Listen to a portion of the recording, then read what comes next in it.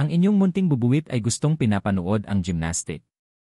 Ngayon may Paris 2024 Olympics nanunood ang inyong munting bubuwit pag si Carlos Yulo na ang naglalaro. Gustong magbigay ng reaksyon ang inyong munting bubuwit sa matagumpay na pagwagi ni Carlos Yulo ng gold sa Paris 2024 Olympics. Carlos Yulo nagwagi ng gintong medalya sa Paris Olympics 2024. Sa isang makasaysayang tagumpay, nagwagi si Carlos Yulo ng gintong medalya sa men's floor exercise sa Paris Olympics 2024.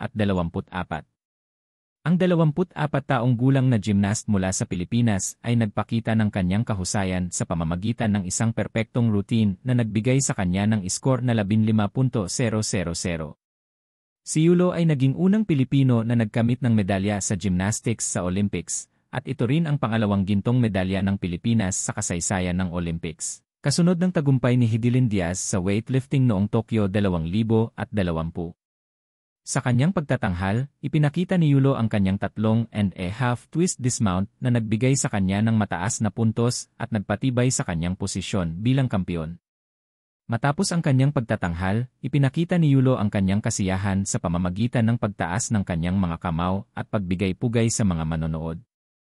Ang kanyang tagumpay ay isang inspirasyon sa maraming Pilipino at isang patunay ng kanyang dedikasyon at pagsusumikap sa larangan ng gymnastics.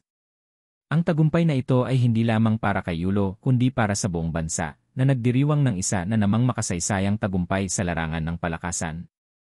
Thanks for watching. Thanks for subscribing, sharing and to your comments.